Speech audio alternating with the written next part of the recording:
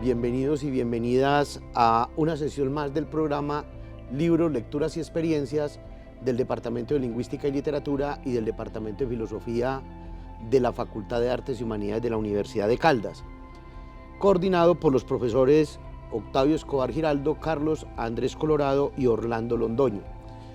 Hoy tenemos el honor de poder conversar con la escritora, periodista, humanista, muy dedicada al tema de la columna en el periódico La Patria hasta hace una semana. Nuestra compañera también profesora de la Universidad de Manizales, Adriana Villegas Botero, que además de tener una obra en novela, de tener una obra consolidada en temas de cuento, pues digamos que ha resonado bastante a través de la investigación que hace de su tesis doctoral sobre investigación en literatura, investigación literaria, fundamentalmente sacando a la luz, develando un conjunto muy importante de escritoras del viejo Caldas a través de lo que uno llamaría un tema raro, pensaría uno, para la literatura, y es la investigación en archivo. Doctora Adriana, bienvenida. Nos acompaña también Octavio Escobar para conversar un poco sobre eso. Pero como este es un programa que también quiere ser una experiencia de formación para nuestros estudiantes, para que nuestros estudiantes de literatura, desde los programas de filosofía, desde los programas de lingüística y literatura, y quienes se acerquen, pues puedan ver en él posibilidades de formación y de cómo se hace eso, pues el objetivo es que conversemos un poco sobre, en general, sus intereses, sus lecturas, su experiencia literaria, y en segundo lugar sobre la experiencia de hacer investigación en archivo en literatura. Muy bien. Bienvenida. Muchas gracias a quienes se sientan a vernos y a Orlando y Octavio por la invitación. Muy bien, Adriana. Lo primero que yo quisiera preguntarte es cómo concebiste el proyecto de hacer un tipo de investigación literaria que implica rastrear en archivos, que implica enfrentarse con lo que el tiempo le hace al papel, con lo que el tiempo le hace también al prestigio de las personas. Muchos de los nombres que tú has rescatado seguramente estaban olvidados. ¿De dónde surgió ese interés y cómo fue el comienzo de ese trabajo? Sí, cuando uno habla pues como de investigación académica, en el tablero enseñan que todo está muy planificado, que usted define una pregunta, unos objetivos, una metodología, un cronograma. Y realmente creo que hay mucho de azar. Creo que hay mucho de azar y tiene que haber algo de placer, de gusto, de emoción, que eso no se pone pues en el anteproyecto, pero es que sin eso pues no fluye la investigación. Yo empecé el doctorado en literatura. Yo era una profesora de la Universidad de Manizales con casi ninguna experiencia en investigación y sabía pues que un doctorado implica investigar, y entré al doctorado pues con ganas de investigar, pero era de literatura y sobre todo con ganas de que me hablaran de literatura en clases. Esa era como la idea, como de ampliar mi horizonte de lecturas. Mi formación de base es comunicación social y periodismo. Yo soy periodista y me soñaba como un proyecto en el que yo pudiera vincular literatura con periodismo, con periódicos, pero eso al principio no se vio muy claro y yo de hecho alcancé a rayar un anteproyecto de otra cosa distinta. Y se juntaron dos profes en dos clases distintas, como que yo hice clic. Por un lado, la profesora Betty Osorio, ella en alguna clase nos estaba hablando sobre mujeres escritoras y nos decía, no es cierto que haya un boom ahora de mujeres escritoras, como si antes no hubieran escrito. Escritoras ha habido siempre, mujeres que escriben ha habido siempre, tal vez no habían publicado libros con la facilidad con la que se puede hacer hoy en día. El espacio de las mujeres escritoras fue sobre todo la prensa, y a mí eso, pues como que cada vez que me dicen prensa, eso es conmigo, me hizo clic. Y por otro lado, el profesor Carlos Castrillón, que ya falleció, docente de la Universidad del Quindío, él en una clase nos dijo, hay muchos tesistas que se dedican pues a investigar, no sé, Chekhov, Tolstoy, una cantidad de autores clásicos, y está muy bien que ustedes investiguen, pero me parece muy difícil uno lograr decir alguna cosa que no se haya dicho ya sobre Tolstoy o Chekhov. Y por allá los rusos pues no van a investigar los autores del Gran Caldas. Entonces deberíamos nosotros aquí en el Gran Caldas pues preocuparnos un poquito por conocer nuestra tradición.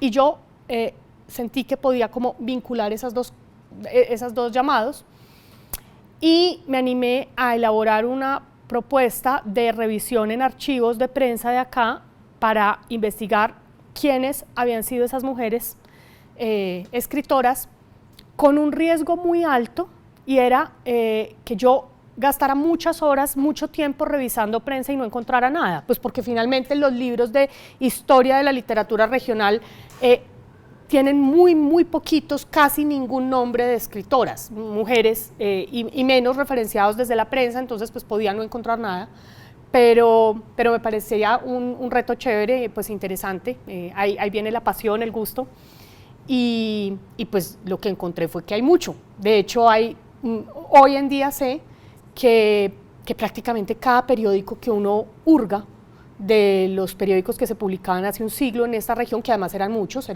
sea, Salamina tenía periódico, Río Sucio tenía periódico, en fin, cada que uno busca en esos periódicos, con paciencia, con calma, puede que en una tarde no encuentre nada, pero en una semana seguro que encuentra. Usted doctora, tiene una obra en novela, tiene una obra en novela que es El oído miope, tiene una obra en cuento. ¿Y cómo se siente hacer ese paso? Porque yo creo que la sensación con la que usted llega a un doctorado en literatura es con la que llega la mayoría de las personas que llegan a la literatura. Y es a escuchar hablar de autores, y es a leer libros de literatura, pero pues claro, no se concibe un doctorado en eso, se concibe bajo la investigación. ¿Cómo se siente ese traslado de hacer novela, de escribir cuento, de ser una lectora de literatura seguramente clásica, a llegar a meterse en la cosa artesanal de mirar cada periódico, de tener la paciencia de hacerlo? ¿Cómo es esa experiencia? Usted me hace pensar, mi maestría es una maestría en estudios políticos. Yo estudié una maestría en estudios políticos en la Javeriana, éramos como 10 o 12 en el salón, y había un político, o sea, los otros no, los otros queríamos estudiar ciencia política y había uno que era pues político, candidato, en fin. Y los profesores nos decían, una cosa es ser político y otra cosa es ser politólogo, ¿sí? O sea, el politólogo va a estudiar lo que hacen los políticos, y es un poco esa la sensación en un doctorado en literatura. Pues la mayoría de la gente que está en el doctorado en literatura no es política, en este caso no es escritor, es gente que estudia la literatura, que se acerca a la literatura como objeto de estudio, y pues es como exótico el escritor sentado en esa aula viendo cómo diseccionan y destrozan a veces, muchas veces, pues la obra literaria. En mi caso, además, las dos cosas ocurrieron más o menos al mismo tiempo. Yo empecé el doctorado en 2018, y en 2018 apareció El oído miope. Entonces, pues que la había escrito mucho antes, pero digamos que la casualidad temporal fue en ese año pasaron las dos cosas.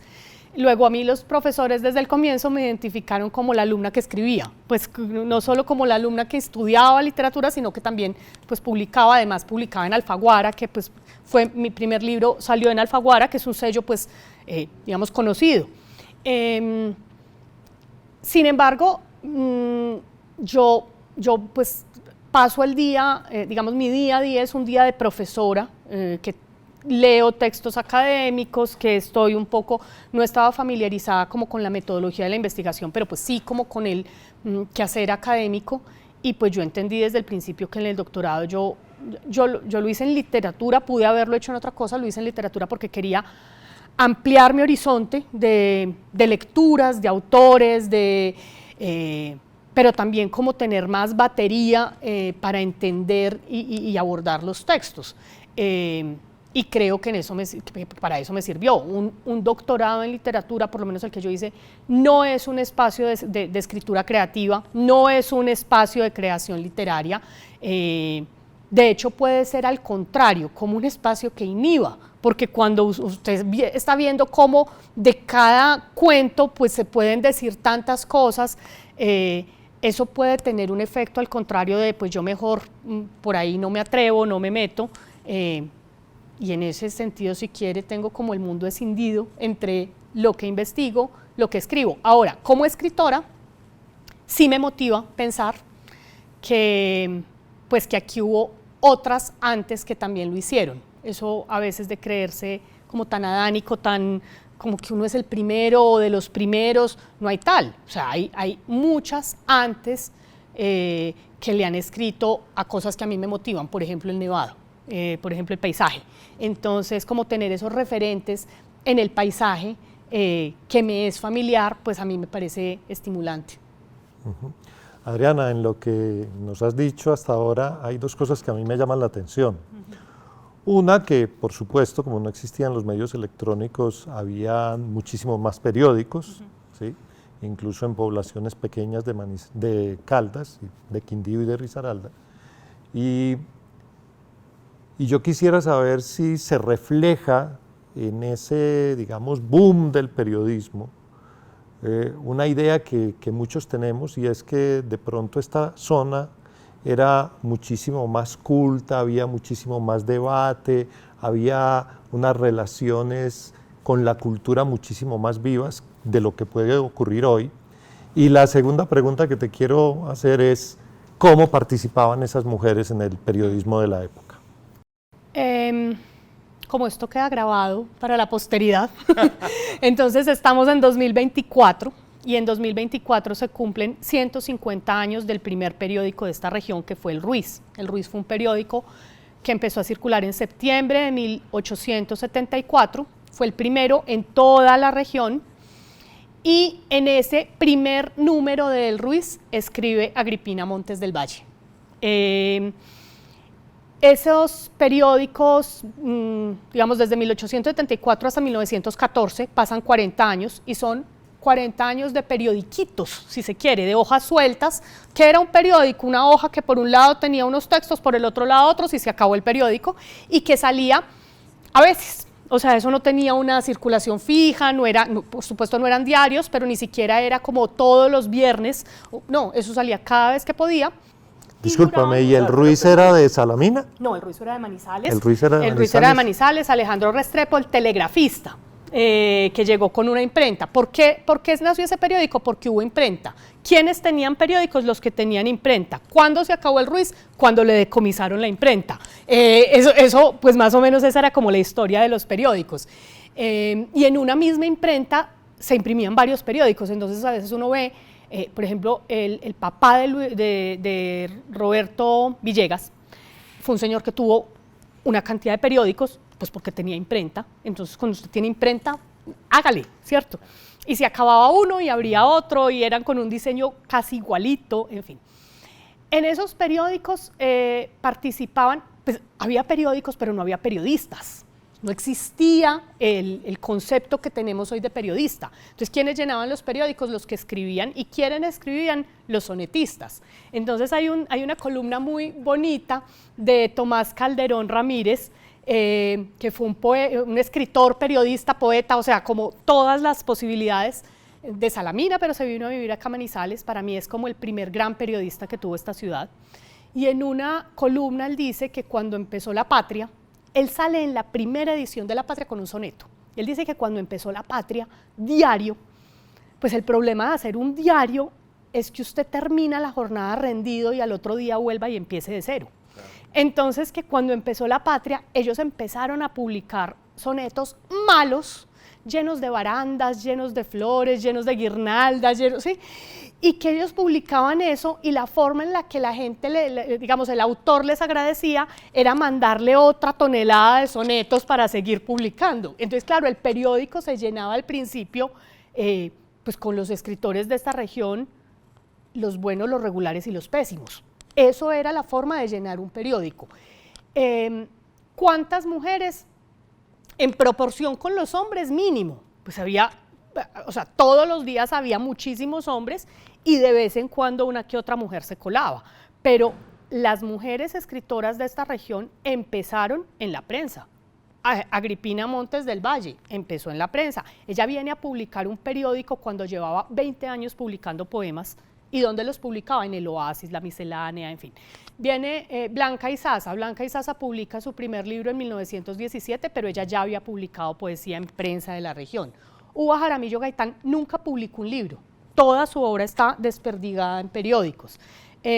Rita Andrión publicó un libro que se llama Mis recuerdos de colegio en Pereira, y ese libro compila 25 columnas que publicó en prensa. Entonces, pues sin la prensa, estas mujeres no habrían tenido dónde escribir. Es escaso, sí lo hay, pero es escaso el libro firmado por una mujer que previamente no haya publicado en la prensa.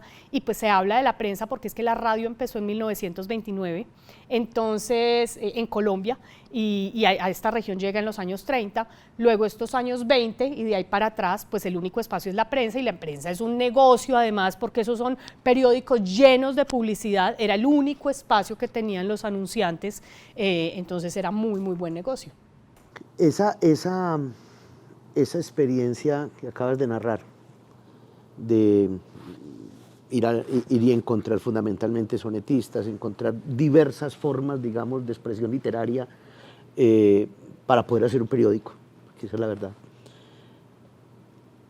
cambiaron profundamente tu experiencia de lectura.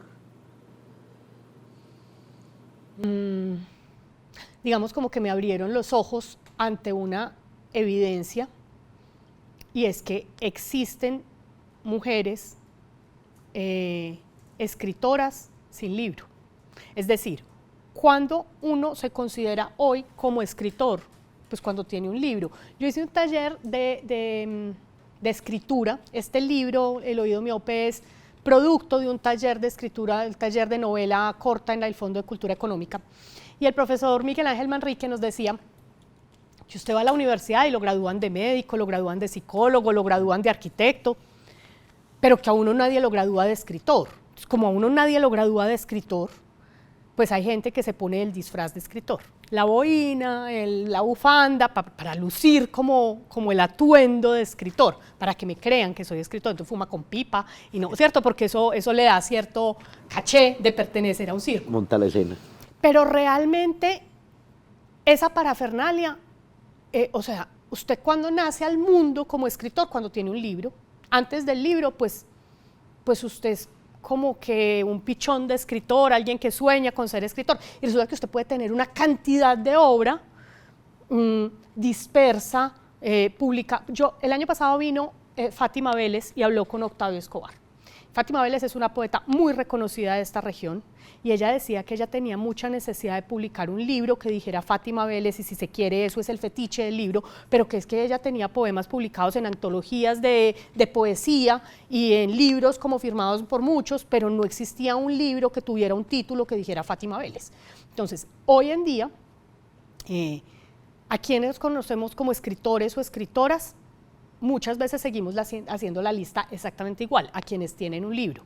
Y esta investigación me permitió entender que hay muchas escritoras que no tuvieron un libro porque en su época no era posible eso, porque era muy difícil que una mujer pudiera publicar un libro, pero tienen una obra que yo ya no voy a entrar a decir si eso es buena o mala, o sea, eso le corresponde a cada lector, pero hay una obra, o sea, así como hay autores con obra muy mala, pero aparecen en los libros de literatura, ellas no, y ellas no porque hay una lectura de ser escritores quien tiene un libro, y creo que eso sí es una visión muy, digamos, muy cerrada de lo que es ser un escritor.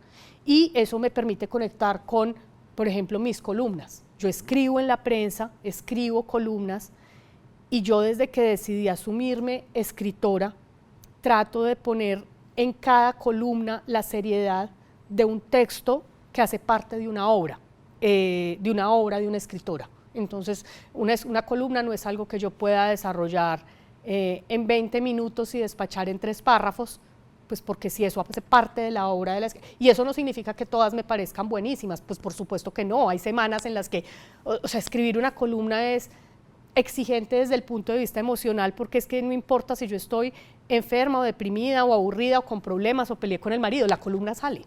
Y esta semana no pasó nada, la columna tiene que salir. Luego, una columna lo hace alguien que tiene un oficio de escritor y yo he decidido asumirme con ese oficio, y el oficio tiene que implicar que no tiene que ser que tengo, no sé, la luz perfecta que entra por la ventana, no sé cómo, y el estado emocional. No, o sea, la columna se hace porque yo escribo. Y lo hacían también esas escritoras de las que tú hablas. Bueno, un poquito poniéndome malo, Adriana, yo me imagino que en tu investigación hubo escritoras que te sorprendieron, que consideraste que su calidad era mayor, o que consideraste que trataban temas que eran muy contemporáneos, vistos desde una región como la del eje cafetero, patriarcal, en algunos momentos muy atrasada, en algunos momentos muy influida por el catolicismo. ¿Cuáles fueron esas 2 o 3 escritoras que para ti fueron una grata sorpresa? Bueno, hablemos de libros. Ok. María Botero Robledo escribió un libro en 1916 y lo publicó en 1929 en una editorial que se llama Editorial Aramburu de Pamplona, España. Ese libro se llama Mis recuerdos de un viaje, Recuerdos de un viaje. Ese libro, María Botero Robledo no aparece en ningún manual de literatura caldense, no hay referencia. Yo llegué a ese libro porque rastreando prensa encontré una reseña. Esa reseña hablaba de ese libro y yo busqué ese libro y estaba en la Luis Ángel Arango. Es un libro de 1929 que antes de yo solicitarlo en 2023 lo habían prestado 6 veces en todos estos años. No tenía lectura. Y es un libro que yo creo que se habrían soñado leer Watt Davis cuando escribió Magdalena, o Ignacio Piedradita Echevarría con Grávido Río y con todo su trabajo del río Magdalena, porque es un viaje. María Botero cuenta que ella sale de Manizales, hace un viaje a caballo y a pie hasta Mariquita. En Mariquita toman un tren a Honda, 8 días por el río Magdalena, llegan a Barranquilla, está un tiempo en Barranquilla, luego toman otra vez un vapor hasta Calamar y llegan a Cartagena y luego se devuelve. Y ella describe todo con los ojos del asombro que produce un viaje, porque es un elemento común en varias de estas mujeres, es el viaje como motivo literario. Entonces, pues ella está describiendo un río que ya no tenemos. Ella cuenta que, por ejemplo, cuando van a llegar a un puerto, lanzan pólvora para espantar los caimanes que hay a orillas del Magdalena. Imagínense, o sea, es un viaje total. Le sorprende mucho que en Barranquilla ve una pareja que se besa en público y ella escribe el asombro ante eso. Entonces, claro, el asombro de ella nos permite ver pues lo que no ocurría acá. Habla de la gente que anda descalza, sí, lo normal que es estar descalzo. Y entonces, claro, todo eso nos está contando como una época. El libro es muy poco autorreferencial. De hecho, sabemos muy poco sobre María Botero, porque ella ahí en ese libro no nos está contando. Ella dice que viaja con su familia, pero ni siquiera nos está diciendo quién es su familia. Entonces, ese libro me parece, es un librito chiquito de 100 páginas, trae fotos, además, lo editó el padre Favo. Me parece que ese libro tendría que ser mucho más conocido. Hay un libro de 1952 que se llama Dimensión de la Angustia, lo escribió Fabiola Aguirre. Es un libro que desde la primera página se está preguntando por la brecha que hay entre hombres y mujeres. 1952. Es un libro, ese sí es muy biográfico. Ella pues tiene un personaje que se llama distinto, se llama Ara, pero es la historia de ella. Fabiola fue una de las primeras mujeres abogadas en Colombia, graduada de Derecho, fue magistrada de un tribunal, y ese libro cuenta, por ejemplo, que ella va a la universidad y son solo hombres profesores, hombres estudiantes, y le arman un chisme de que ella consume morfina, y es como una forma porque solo así se puede explicar que una mujer desnaturalizada que tiene un hijo, deje su hijo en la casa para estar en la universidad.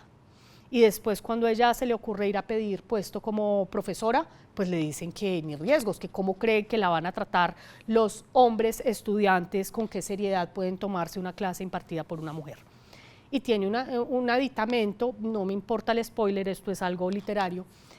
Ese libro termina con el suicidio de ella, que además es una madre que se pregunta si una madre puede suicidarse o no, en el Nevado del Ruiz. Entonces, o sea, ¿cómo es que nosotros aquí no conocemos ese libro? ¿Sí? ¿Nos recuerdas el título de ese libro? Dimensión de la angustia. Dimensión de la angustia. Entonces, eso me sorprende mucho. Hay muchos textos de Uva Jaramillo Gaitán. La vida de Uva Jaramillo es fascinante. Yo quisiera de verdad como escribir algún día eso, porque ella es una niña que sueña con ser bruja, porque sueña volar en una escoba y termina siendo monja.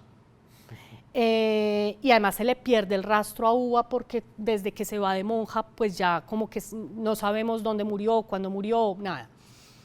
Y Uva es tremenda, porque estas mujeres de esta época se supone que todas son todas sumisas y piden perdón por escribir, y dicen que ellas no quieren pertenecer al mundo literario y que saben que esta Aurita pues es una Aurita y que la lean con condescendencia. Y Uva no.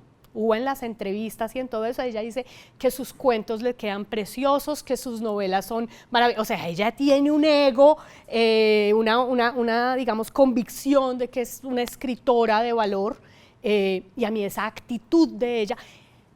En Colombia se habla mucho de Emilia Pardo Umaña como una de las primeras periodistas que hubo en Colombia, primera mujer periodista. Emilia Pardo Umaña escribía en los años 30, y Uva en el año 27 era la jefe de redacción de La Voz de Caldas. Entonces hay como también una historia de las mujeres periodistas que tenemos en esta región que no hemos contado bien, o que no hemos contado. Hacer ese ejercicio de develamiento a través de todo un recorrido histórico también implicó que en su trabajo pues usted reconstruyera mucho de la vida de estas personas, su biografía. ¿Qué más implicó entonces, fuera de ir al archivo, fuera de buscar en los periódicos, fuera de recuperar a través del periódico el libro que está en el Banco de la República, el libro que está en tal parte, que de pronto lo tiene alguien en su biblioteca personal y no se puede conseguir y toca ir a prestarlo? ¿Qué más implicó eso para poder dar cuenta de todas estas mujeres en su vida, en su biografía, en lo que ellas eran como personas enraizadas en un contexto, en un municipio, con una familia, o en condiciones como las que nos acabas de narrar? Pues, no sé. Hoy en día se dice mucho como que si uno va a estudiar la obra literaria de alguien, céntrese en la obra y olvídese de la biografía. Y pues uno podría hacer ese ejercicio, no sé, con García Márquez, pues porque ya sabemos todo de la vida de García Márquez. Pero en el caso de Uva Jaramillo Gaitán, pues yo me acerco a lo que escribe, pero para mí sí es como una necesidad entender un poco quién es esta mujer, cada una de ellas, porque es que realmente no sabemos nada. Entonces, claro, además digamos que el ejercicio fue un poco como ir a los archivos, al archivo físico. Además, esto, cuando yo hablo de los archivos, hay que recordar que estos periódicos no están digitalizados. El Banco de la República está en este momento digitalizando La Patria, pero todavía eso no está pues, de libre acceso. Y entonces ir a los archivos es ir al archivo físico en el Banco de la República, a la hemeroteca o a la Patria. O acá hay un señor que se llama Ramiro Henao, hijo de Félix Henao Toro, el médico, que heredó de su papá una enorme biblioteca y hemeroteca, y él tiene yo creo que él tiene el archivo más importante de periódicos de los años 20 en la ciudad. Entonces es ir al archivo, empezar página por página, eso no está catalogado, mirar a ver uno con qué se sorprende, ir armando la lista. Y la siguiente, digamos que surgió lo siguiente, es, bueno, ¿y estas quiénes fueron? ¿Hijas de quién? Así como preguntan acá en Manizales, ¿hija de quién? ¿En qué colegio estudió? ¿De qué familia vienes? Bueno, y empezar a buscar registros civiles de nacimiento. Ahí yo me sorprendí, porque yo empecé esa búsqueda y eso es muy difícil. Y hoy en día hay una herramienta en Google, en Internet, que se llama Family Search. Esto es curioso, pero es la vida real. Los mormones, la iglesia mormona en todo el continente y en Europa, viene construyendo una base de datos muy robusta de registros civiles, partidas eclesiásticas, registros de... ¿Para qué? Yo no sé para qué quieran eso los mormones. Usted puede entrar, se llama familysearch.org. Usted puede entrar o acreditándose como miembro de la iglesia mormón, no era el caso, o con su Facebook o con su Google. Y claro, yo lo primero que hice cuando uno hace esas cosas es entrar y buscarse uno y ahí estaba. O sea, ahí están los datos. Entonces, claro, está un poquito armado mi árbol genealógico, el mío, pero a mí me interesaba era el de ellas, ¿cierto? Entonces empieza uno a buscar registros civiles, hay algunas que tenían los árboles ya más o menos, por lo menos aparecía esposa de o hija de. Hay otros que simplemente con los registros y la búsqueda de los registros yo misma empecé a armar esos árboles y a entender cómo, ¿y para qué el árbol? Pues para entender que, no sé, Agripina Restrepo de Norris estuvo acá en Manizales, pero vivió en San Matías, su familia era de San Matías y resulta que era, de Don Matías, perdón, y resulta que es que su marido era minero y había minería allá y entonces ya uno va entendiendo cómo es que funciona. Todas estas mujeres, todas son migrantes, no nacieron acá y solo una que nació acá se fue a vivir a Pereira después del incendio. Todas llegaron acá, familias, estamos hablando como de una época que la colonización antioqueña ya lleva casi un siglo, pero no ha terminado, siguen viniendo, entonces para eso sirve buscar esas familias, ¿cierto? Para ver si entonces son Rosario Grillo, claro, es hermana de Max Grillo, y entonces eso explica también, muchas de estas mujeres son cercanas a hombres de letras, o hijas de, o esposas de, o hermanas de, entonces armar esos árboles genealógicos sirve como para observar eso muy claramente. Y lo otro que ha pasado, que ha sido bonito, es, bueno, encontrar a sus descendientes. Yo empecé en el año 2022 un proyecto con el Banco de la República de hacer una serie de charlas, de conferencias sobre estas mujeres, y lo que nos ha pasado más de una vez es que en la charla, estamos hablando de alguna, y alguien hace una pregunta, uno dice no sé, pues porque no sabemos muchas cosas, y alguien en el público alza la mano y responde con mucha solvencia, y resulta que es el sobrino nieto, en fin, han aparecido descendientes de estas mujeres con quienes he podido pues como conversar, y entonces desde conocer datos de la vida personal que aclaran, por ejemplo, obras. Hay un texto de Agripina Restrepo de Norris que se llama Caricias y es dirigido a su hija y dice pues que su hija es la perfección, y después hablando con la familia conocí que su única hija, Adita, era una niña con síndrome de Down. Entonces, claro, teniendo ese dato, el texto cobra otra lectura totalmente distinta. Entonces, desde conocer eso hasta acceder a archivos. La nieta de Natalia Ocampo de Sánchez, que fue la primera mujer que publicó una novela en esta región en 1937, tiene cartas que ella le enviaba a su novio en 1911, 1912, y en esas cartas, la novela es de 1937, en esas cartas de 1911, Natalia le dice que ella es escritora. Entonces ahí hay mucha riqueza que también las familias guardan, y a veces a mí me lo han dicho, como yo sí sabía que mi abuela escribía o mi tía escribía, pues yo no sabía que eso era importante, y ahí hemos guardado esos papeles y pues resulta que esos papeles tienen valor.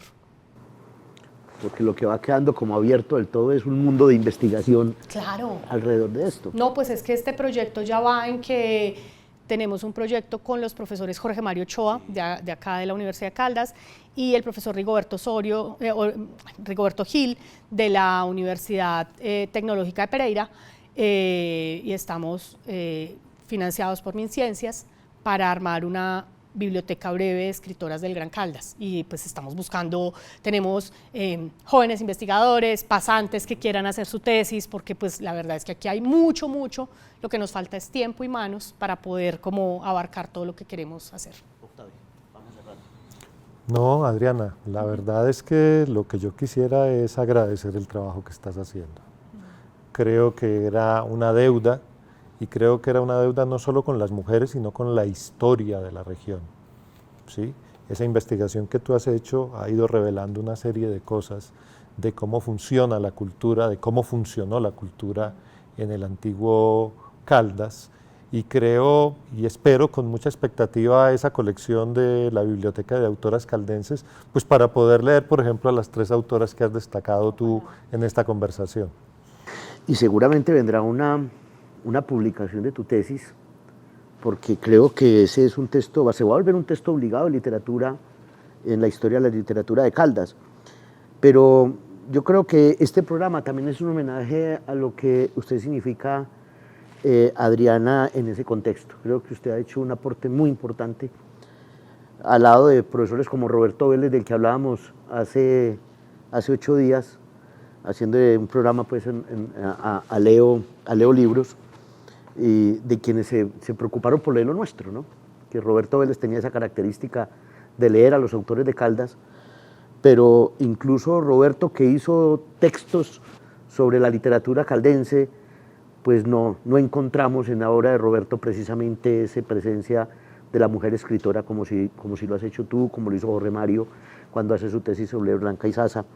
Pero también creo que eso ha sido un papel muy importante del programa del doctorado en literatura de la Universidad Tecnológica, del papel del profesor Castrillón, de Rigoberto Gil, de César Valencia, que han pues a través de la investigación en literatura levantar esto que es un poco lo que podríamos llamar literatura regional.